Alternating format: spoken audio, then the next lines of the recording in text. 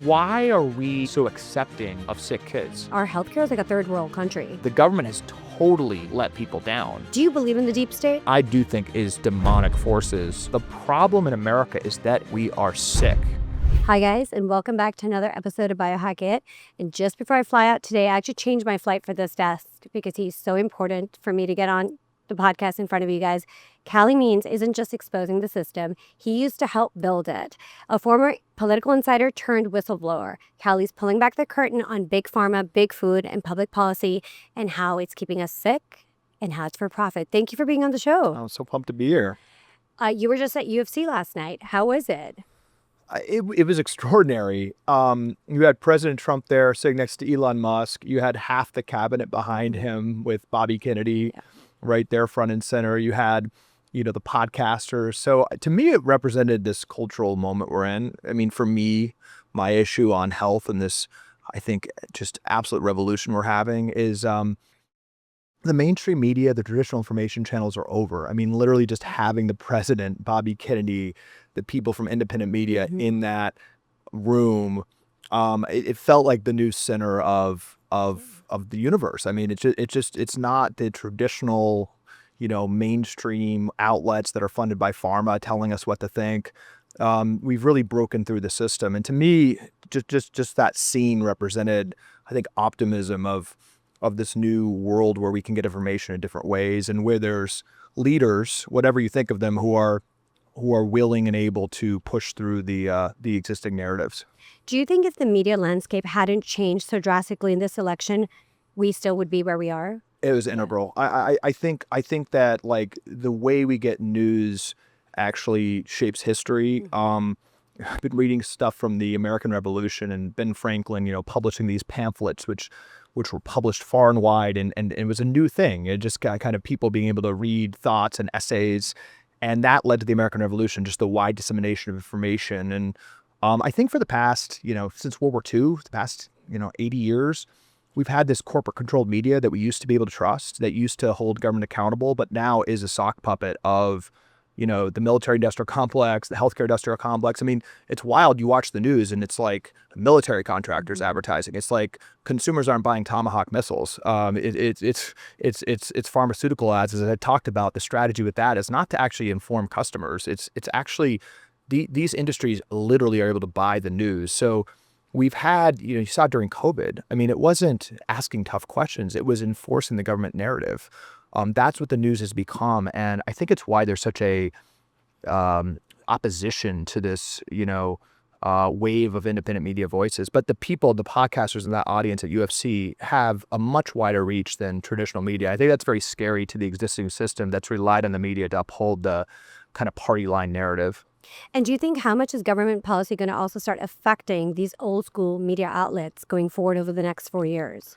Well, Secretary Giddy's talked about this, and there's no formal plan right now. But of course, during the campaign, a lot of discussion around pharmaceutical ads, and what's really interesting is that in 1997, we had a different law. It all changed in 97. So pre-97, you had to read more disclosures on the ads. So ads weren't banned, but there's a clear constitutional precedent that patients and customers need to be informed by ads. And through some corruption and some lobbying, that was changed and relaxed, which led to an explosion of pharmaceutical ads and led, literally, I would say, the pharmaceutical industry to be able to buy off the news. I mean, in nightly news segment shows, it's sometimes 75% of ad spending. So I really look at it from a patient information standpoint. We're all free speech. But you got to ask, since 1997, have patients been correctly informed by this proliferation of ads when you've seen just an explosion of pharmaceutical prescriptions and an explosion of chronic disease? Right now in America, we're 75% of worldwide pharmaceutical profits. We're 4% of the world's population, 75% of worldwide pharmaceutical products. I think we're at 60 to 70th in life expectancy, depending on what you look at. So I don't think this ROI has been good, and I would argue patients have not been informed. So, Secretary Kennedy's talked about this. That's something they're looking closely at. And, that would be the death knell for mainstream media. I think they're very scared of it. To pivot and change. That's probably why they've been attacking him so aggressively since he started campaigning to when he's even come into office, and kind of trying to change the narrative constantly. And you've personally been attacked a lot as well, and being at the back end of it. How much time are you actually spending in DC right now working on policy, the things you're passionate about? Yeah. So to answer your question directly, right now it's 130% of the time. Okay. I just kind of going through the story real quick. To me, this is all about the mission that I personally came to be passionate about with my sister's story, leaving medical school, and then my mom's death, seeing that she was let down by the traditional medical system. Out of 212 countries, we're 212th in cancer. We're the worst cancer, highest cancer rates in the world. And my mom died of cancer, which I believe often is a metabolic condition tied to her missing the warning signs of all the other conditions she had, like prediabetes, high blood pressure, high cholesterol, things like that. So I think we're missing the warning signs. So my sister and I started advocating, met Bobby Kennedy, met President Trump in the campaign. He was able to connect them. But it's all just been this journey of just like, I think all these forces, many people at this conference here, are just carrying this message, pushing this issue forward. So I talked to Bobby recently and decided to come in as a special government employee. Okay. So it's a short tour of duty. It's a similar arrangement to what Elon has. And working with Justin closely on TrueMed. But, to us, this is what we're doing with our company, TrueMed, what I'm trying to do in my life. It's really pushed this, I think, spiritual imperative forward of reinstituting our health incentives. So right now, that is all about, and the most important lever for that is helping Bobby be successful. So I'm doing whatever I possibly can in the White House to help him. If you're serious about your long-term health, there's one vitamin you're probably not getting enough of. No matter how clean your diet is, nearly 97% of people in the Western world are deficient in vitamin K2, and most don't even realize it. That's why K2 is nearly non-existent in modern diets, but it plays a huge role in heart health, circulation, bone strength, and even brain function. So here's why it matters so much. Low K2 levels can show up as weak bones, stiff muscle, bruising, wrinkles, and even forgetfulness and brain fog. It also is linked to major cardiovascular and bone health issues down the line. That's why I'm so excited about Just Thrive's K27, the only K2 supplement on the market that comes from 100% organic chickpea natto, the best source of K2. Delivers 320 mcg of pharmaceutical grade K27, the optimal daily dose, has guaranteed potency so your body actually absorbs what it needs. It's microbiologist formulated, clinically tested, and supports your heart, bones, brain, and circulation at the source. I've made it a part of my daily routine, and I think you'll love it too. Check it out at justthrivehealth.com and use code Biohack-it for a discount and enjoy. What are some of the policies based on that, working so closely to him, that you're most passionate about but actually can see being actioned out? Yeah. Without pushback. So what I think is what kind of my strategy and what Secretary Kennedy's talked about is really what he's put in the ground is a revolutionary vision where we have a total transformation really of our agriculture system to where right now we're just incentivizing ultra-processed food and our farmland is being destroyed with industrial agriculture, monocropping, and then a fundamental change in the $5 trillion of where we spend healthcare dollars. We're really mandating a bunch of pills on people and injections, but we need much more patient choice and need levers with the payment systems of medicine to go to functional medicine, to go to vitamins, food, exercise, just root cause interventions. That is absolutely just as fast as you want to move. That is a true transformation of the U.S. economy that will take a long time. What we're trying to do right now, what I'm very passionate about, is quick wins. So he's talked about investigating the causes of autism. He's talked about the vaccine schedule, which is very important. Yeah. And we should look at that, and we shouldn't be afraid to do science. He's gotten immediate quick wins like investigating baby formula, changing the standards on that. GRAS standards, very important at the FDA. We don't know what's in our food. We don't study the chemicals in our food. NIH reform, 90% of NIH spending right now goes to pharmaceutical R&D. He's going to get back to basics on, as I said, studying what's causing autism, studying why kids are getting obese, studying why diabetes rates are going up, actually getting to root cause science, not just accepting that we're getting sick and then studying pharma pills to profit that industry given that we're sick. So there's a host of issues, like the pharma ads that are being looked at. that I think can really show momentum to what he's talked about. And to me, it's just about racking up wins. Um, and also informing and marshaling the American people. At the UFC fight, you just tweeted a picture. We were meeting with Shaquille O'Neal. Yeah. All these celebrities. There's a real moment, I think, where A-list celebrities, influencers want to partner to promote this message. So he's going to be partnering with a lot of cultural leaders like the UFC, people like that and organizations like that.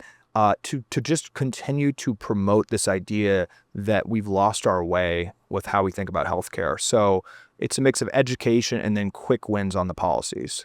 And when it comes to, I know he just came out and said by September, we're going to know the root cause of autism. Are you guys using AI to correlate all that data and be like, this group has autism, this group does not? Right. What are we looking at?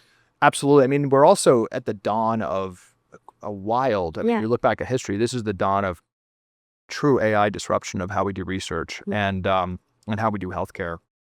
I think there are tremendous applications for faster research. They actually recently announced that they're no longer going to do animal studies because you actually can just do it much better with AI than using all these animals. So yeah, the NIH is a $50 billion a year pot of money that is just a sock puppet of the pharmaceutical industry right now. So it's taking a lot of the existing research, the existing data sets. Right now, we don't even understand or know where we're spending Medicaid dollars. He's going to demand that's open sourced.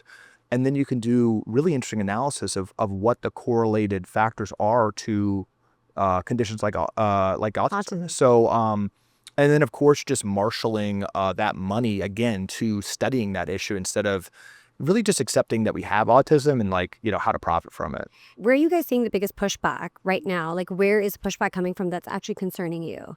Yeah, I think the pushback is kind of from asymmetric directions. The way I look at it is he's trying to disrupt about 35% to 40% of the U.S. economy when you talk about our agriculture system and our medical system. So these industries don't just directly come at it by saying we shouldn't study pesticides, we shouldn't study pharmaceuticals, we shouldn't study vaccines, we should, continue having government funding for soda, stuff like that. They use the media to call Bobby anti-science, to call him a whack job, to say, the headlines and all this, oh, what a crazy thing to study autism, or, oh, it's an assault on choice to, restrict SNAP. There's just a big headline I read today in the Boston Globe. It's like war on SNAP. It's like saying that we shouldn't have government funded soda, which is $10 billion a year from the federal treasury to soda companies, is not a war on SNAP. They just distort the arguments. Actually, if you take that $10 billion away from soda and hold SNAP constant, which is the plan, the funding, it actually means more money can actually go to whole food and actually lower the price of whole food. So the arguments don't make sense.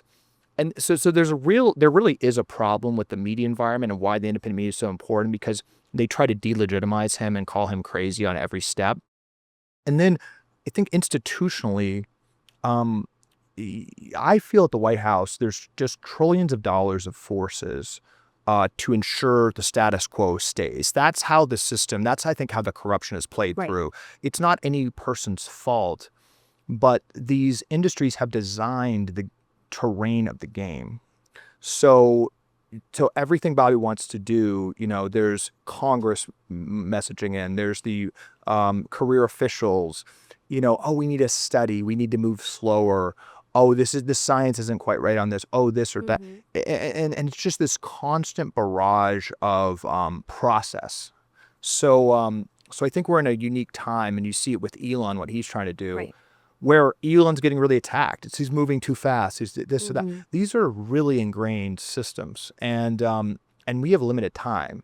So if you don't move fast, you're going to get nothing done. So there's this real tension between wanting to move fast on these unimpeachable issues, but kind of the entire ecosystem of government and the media throwing a flag at that.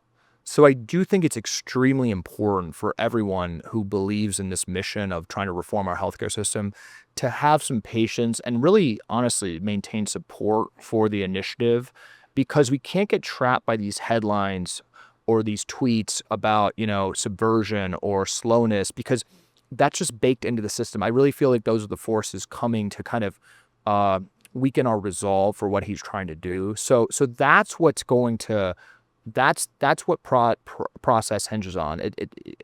We're really trying to get quick wins to keep momentum up, but maintaining public support. When Bobby goes in to meet with members of Congress or goes in to, propose a policy, he has this force behind him of voters. Despite all the corruption, what the voters want eventually does happen. And the way to combat special interests is voters. And Bobby has this legitimacy of the fact that he marshaled so many people to Right. vote. So as long as he has that, and as long as he has his energy behind him, that he speaks for a group of voters that could decide future elections, that's the leverage he needs to get things done. There's never been a HHS secretary that we could even name before him. They don't have mojo at that table when they're fighting for change. Right. The way he does. Yeah. It's very unique.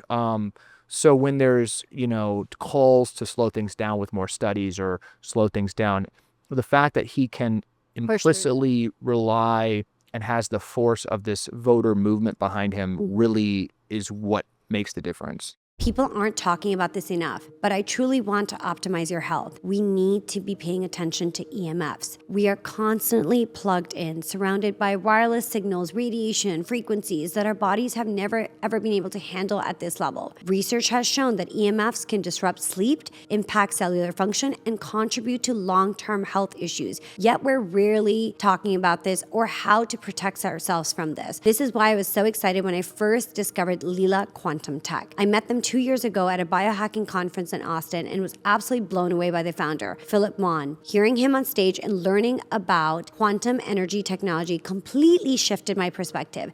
I knew I had to try it for myself. And now, 2 years later, I'm so excited to have them partner with me on my podcast. One of my absolute favorite products, the Heal 360 capsule, which I wear on my quantum necklace every day. This isn't just any pendant. It's scientifically designed and quantumly charged to support your body's natural ability to heal, energize, and protect itself from harmful influences. People using it have reported more energy, mental clarity, better stress resilience, and relaxation, deeper sleep, and faster recovery. And that is also the feedback I got from our supper club when I gifted it to all our guests. Lila Quantum Tech is leading the way in quantum frequency healing with products designed to neutralize EMFs, enhance cellular function, and help your body operate at its best. I personally felt the difference since wearing Heal 360 capsule, and I think you'll love it too. Check it out at lilaq.com and use code Biohack-it for a discount. That is LEELAQ.com and use code Biohack-it. Happy healing. How did you meet Bobby?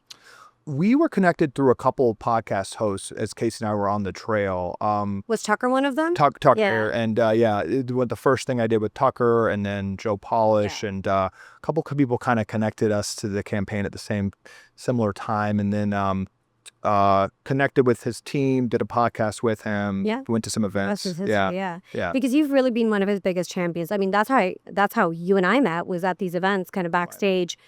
And got connected, and I was just fascinated. And then I heard you and Tucker, and then I heard you and Brogan, and obviously heard Casey's story as well. And that's why I was kind of fascinated. I know Casey was kind of in the limelight a lot more, and she's kind of pulled back a little bit now. So people are also going to wonder, where is Casey now? Well, Casey's much smarter than I am. Is the simple answer. Casey, for me, and I think for a lot of this. It all started with Casey's, insights. I mean, her insights from leaving medical school and how she was able to put the pieces together, and then tying that to the situation with my mom missing the warning signs.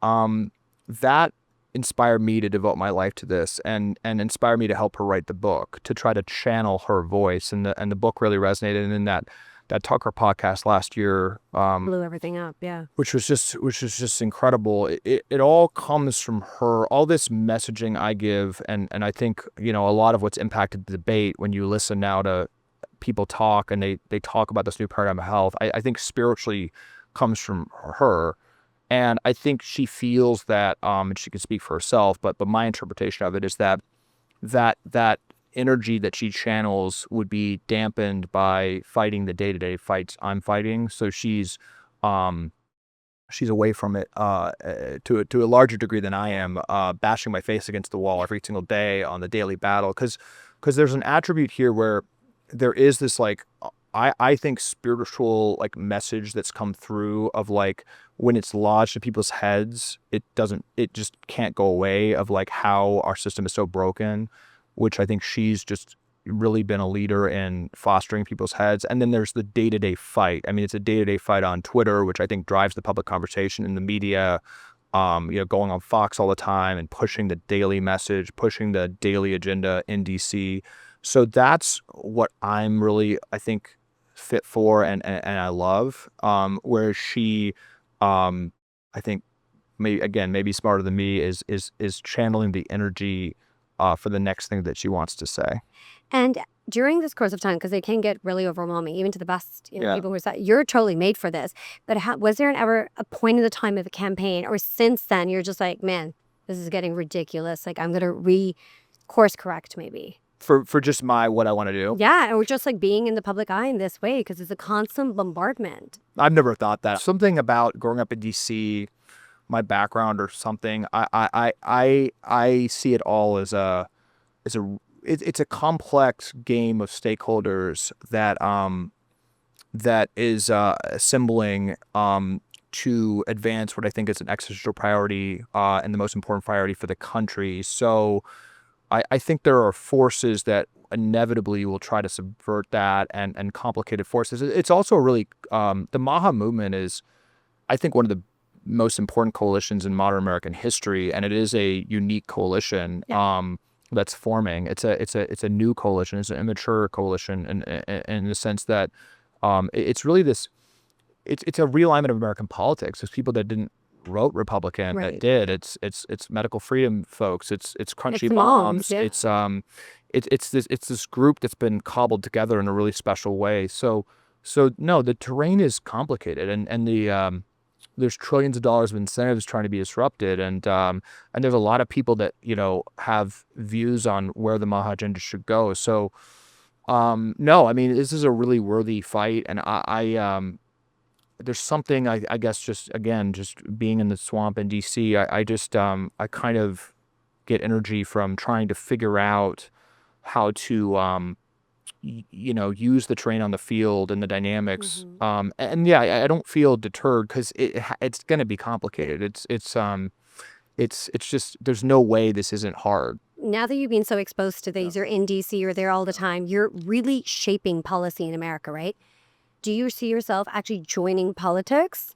That's never been my intention. That's Yeah, no, really of course. not what I want to do, and I wasn't even really wanted to come into the administration. I really, like, at the current moment, try to wake up every day and think about how to push this mission forward in the best possible way. So it was very organic how Casey and I felt this mission, wrote the book, went on podcasts.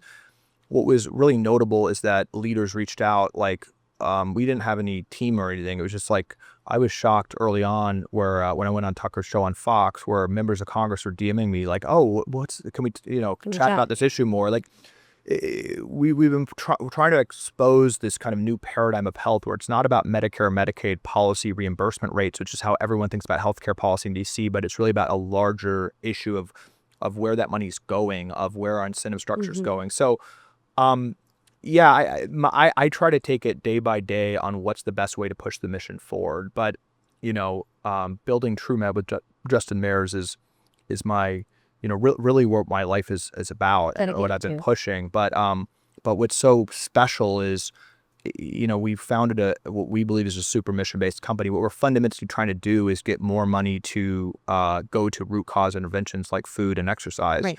I do think that the healthcare system, that's where it needs to go. It has to go to where the funds are more flexible, to where people on Medicaid can get a functional medicine test for their child, can have incentives to do what the biohackers here are doing, to accessible to the masses. figure out their mitochondrial health, to I was with Gary Brecker yesterday looking at the research of hyperbaric chambers. It's like on how that can improve mitochondrial health. It's like that's just only for the rich right now. But like we spend so much money, like if there was good science on that, why wouldn't other people have access to that? So that's that. So I'm very grateful that kind of TrueMed with the advocacy with the government work, it's all kind of going to the same direction, which is not to lecture people on what to eat or what drugs to take, but really have informed consent, have fearless information for patients to make the best decisions for themselves, and then have flexibility with their healthcare dollars go to drive that to the best decision. There's this lie, I think, that Americans are just going to do the laziest thing and don't want to be healthy. Wellness is like the fastest growing part of the economy. When people surveys, people say that their health is more important than their relationship with their spouse, or like it's a it's like the $4.3 most trillion important industry. so like people are spending out of pocket to try to be healthy. There's a huge pain point. People don't want to be diabetic, obese, depressed, and this current system is not working. So there's this real thrust behind that, and we just need to bring that more and more into medicine. The last thing I was just gonna say is like, I really don't. I'm not about like banning Ozempic or statins or I've in this role have been engaging with the pharmaceutical industry. It's not about a war on pharmaceuticals. It's about patient choice and information. Like there might be times when Ozempic is the right play for someone. But the problem I have is that this Medicare ruling that went down from the Biden administration, which Bobby and Trump reversed, was making it the standard of care. It was saying in the ruling that it's the first line defense, that obesity is essentially a genetic condition. And that's just clinically wrong. And that's just clinically wrong. And, when you talk to pharma folks, they admit that. I mean, it's just not right. People should have access first to healthier food. My whole point is like, if our health crises are being caused by poisoning of the American people, let's try to stop poisoning them first before spending $5 trillion on medical procedures or drugs.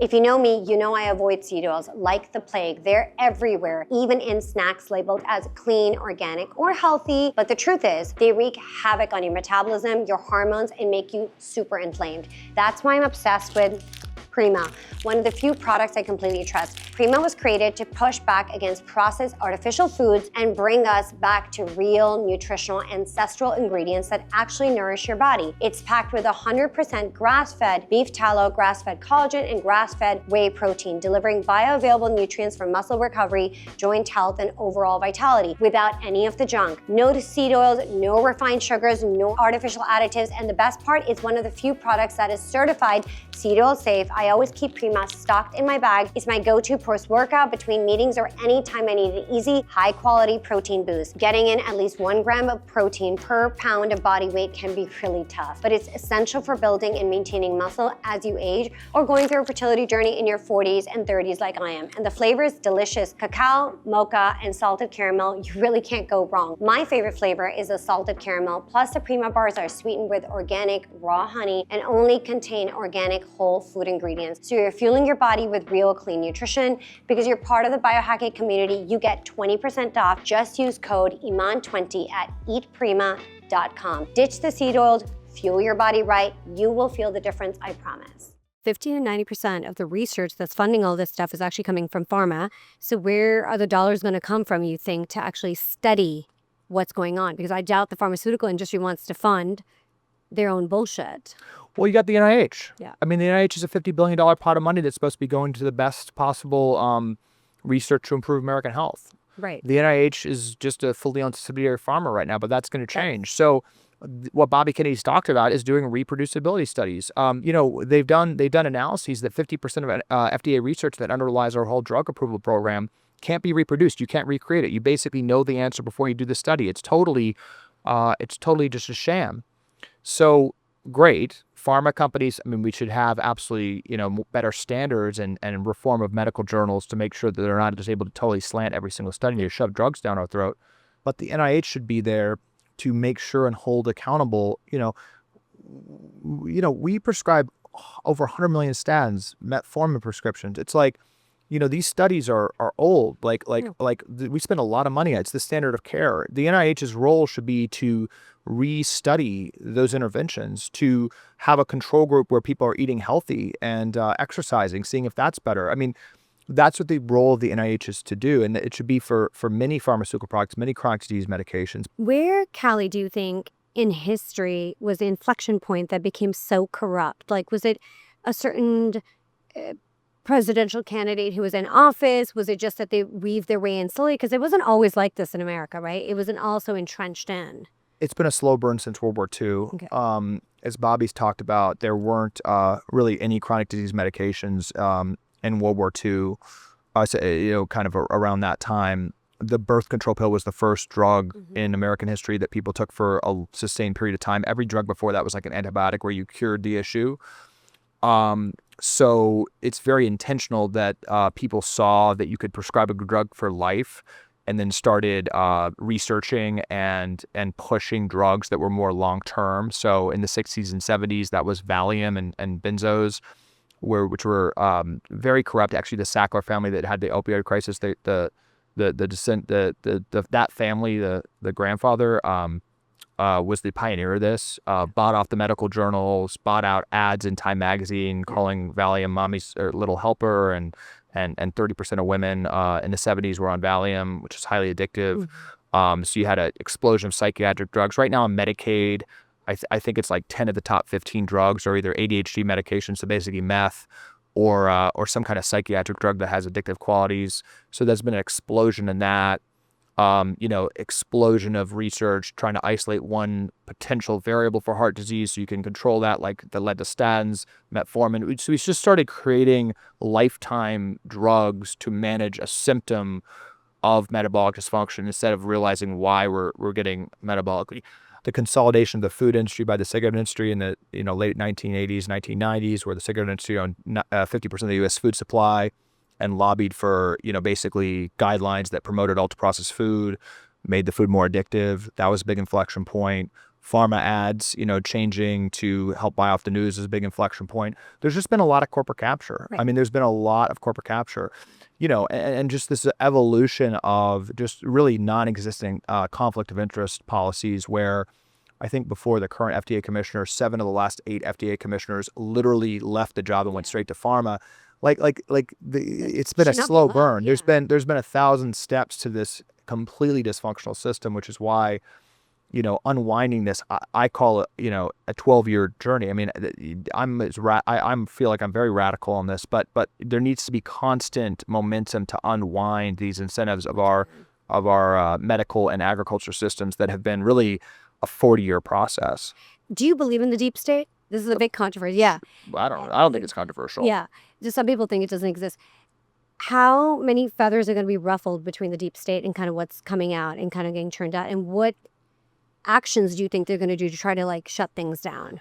I think unquestionably there's an invisible hand and an energy among our institutions to keep the status quo and protect, the wealthy interests that currently exist that profit from people being sick. There's no question about that. Right. I don't think most people understand even how they. I think the thing I'd say is there are definitely evil people, but there's this mass incentive structure that's been created over decades that I call an invisible hand, and I do think is demonic forces leading people to protect a system and apologize for a system that's profiting from people being sick. And who do you think really is behind it? If you look into all the access you have to all the information or just your own intuition, you're like, so-and-so is really, I feel, entrenched in part of this invisible hand kind of deep state. It's the largest part of the U.S. economy. So more people are employed by the healthcare industry than any industry in the country. More houses, mortgages are being paid for by the healthcare industry than every other industry in the country. So foundationally, you have a ton of Americans whose livelihood are dependent on more sick patients and more kids being sick. That's just the raw reality. Right. The beauty of the system is everyone's able to have plausible deniability of that. So it's just it's the energy of that system that has led thousands of companies to pick apart in various ways, allowed the FDA to be funded by pharma itself, for all of these policies, the FDA to basically have conflicts of interest, for the NIH to be totally co-opted, to create the American Medical Association, entrench that with the CMS department, and basically have our entire standard of care basically wait for people to get sick and then drug them. So like there's been like millions of actors over 50 years based on economic interest, where it's much more profitable to have somebody with chronic disease kind of pick apart the system in various ways. And everyone, in their own lane, to some degree has plausible deniability. I mean, a lot of it is that they're just trying to grow their company. So pharma is just out there advocating for their interests.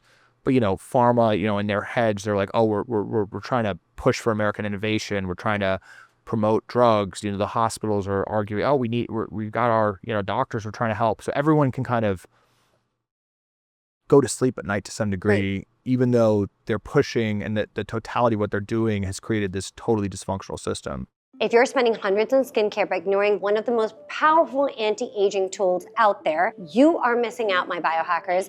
I'm talking about red light therapy and Bond Charge's red light face mask. It has completely changed the game for me. Red light therapy isn't just another hype. It penetrates deep into the skin, boosting collagen, reducing inflammation, and easing signs of aging. And the best part, it's cordless, it's lightweight, and totally painless. So I can wear it while I'm getting work done, watching TV, or even making a quick smoothie for myself, or taking my dogs for a walk. I've tried a lot of skincare treatments, and let's be honest, some of them are messy, others are time-consuming, or just plain uncomfortable. But this mask makes it so easy, just 10 minutes a day, and I've noticed my skin is brighter, clearer, and even more even-toned. No downtime, no hassle, and because Bond Charge products are HSA, FSA eligible, you can use your health-saving funds to invest in your skin. Trust me, you need this in your skincare routine ASAP. Right now, my listeners get 15% off when you order from bondcharge.com. Just use my exclusive code Biohack-it at checkout. That's bondcharge.com, plus you'll get free shipping and a 12-month warranty. Again, that's Biohack-it. Go grab yours now. Your skin will thank you later. Looking back at kind of the last 2 decades, was there a certain administration that was in bed more with the deep state than anybody else? Yeah, I mean, I don't think any of them have been that great. I mean, there's been basically a bipartisan consensus for modern American history until now to just basically do the bidding of the healthcare industry. Obamacare was terrible. I mean, it was a terrible bill because it basically incentivized people being sick, because insurance companies make more money when costs go up, which is just crazy, because it capped profit margins at 15%, but they were able to raise premiums. So if you can take 15% of a bigger pie, you want the pie to grow. So insurance companies have no incentive for Americans to be healthy, which is a big problem. It also didn't allow the government to negotiate drug prices, which isn't really a partisan. As President Trump's talking about price transparency, like why we're paying 10 times more for Ozempic than Germany when we're the largest buyer just literally doesn't make sense. There's no philosophical reason a large buyer of a product shouldn't be able to get the best price. So Obamacare was a disaster. I think President Bush wasn't great at all. This has been a bipartisan issue slowly chipping away. When it comes to looking at health from a global perspective, right? Because you're seeing so many different things come out of the US, but do you look at certain countries and you're like, they're getting it right, they're reducing chronic disease, they're reversing it, their citizens are getting healthier. What are they doing right? Well, yeah, I mean, a lot of people point to Japan. I mean, one thing culturally in Japan is they basically fat shame. They like explicitly fat shame. Like if your kid is fat, you're gonna like get a lot of crap from the school. Yeah. And Bobby Kennedy was in with the governor of West Virginia, who's a good friend of his, and become a friend. And he's a bit overweight. It's the most obese state in the country. And Bobby at the speech was kind of giving him some crap and saying, I'm gonna get you on a treadmill. We're gonna do public weigh-ins. I'm gonna be your personal trainer. It's like, there is something to be said for the cultural. Why are we so accepting of sick kids? Like no kid in America should be obese. It didn't exist. It didn't exist before. So like we shouldn't have childhood diabetes. Yeah. And I think actually there's some importance to just say that. The government has totally let people down, but we should let every mother in the country know you are destroying the future of your child if they're obese and diabetic. Right. I mean, they're going to live a much more depressed, shorter, less happy, less healthy, less productive life. Yeah. They're gonna really be in trouble. So I do think there's like a cultural dynamic happening where actually snacking I saw is going way down.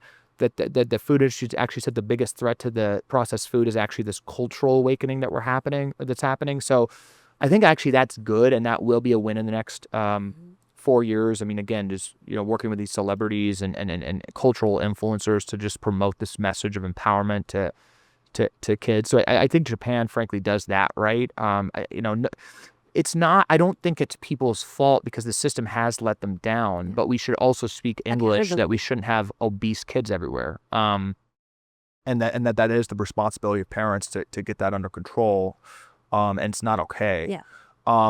And then other countries, throughout Europe and Japan just have more bipartisan pride in, what they're serving kids with the school lunches, not having ultra processed food for kids. I think Japan's 15% of its kids' diet is ultra processed food. Here at 70%. So there's that. And then I think what's interesting is these countries don't have great healthcare systems. I mean, I don't really the socialist systems aren't that great. I think the lesson from these countries is that it's kind of actually marginal what our healthcare system is, quite frankly. It's rearranging deck chairs on the Titanic to be like, kind of debating these nuances of how things are paid out. The problem in America is that we are sick. It's not the intricacies of the Medicare, Medicaid reimbursement rates. So one country that's been doing a really great job. So the UAE was, diabetes was going through the roof, and they, as a government, put into place certain policies and really instilled lifestyle to drive down. And there's a whole curve on this. I don't know the exact stat, but it might be 13 to 15% of diabetes was kind of driven down. Yes. And all through lifestyle choices, and because they really wanted better for their people. And so there are countries out there that are doing it and instilling things into their citizens that's helping them cut down on chronic disease. And so sometimes I just wonder, is like America is like, our healthcare is like a third world country. Yeah. We should be studying the UAE. I was just talking to Gary Breck about this, and he just flew over took there. a flight. Yeah. So, the UAE, basically, a lot of countries kind of accepted the U.S. medical standards and deferred to the FDA on drug approvals and drug regimes, and then adopted the Western U.S. Diet standards. Yeah. And some of these Gulf states, the UAE particularly, I think feels really let down by that.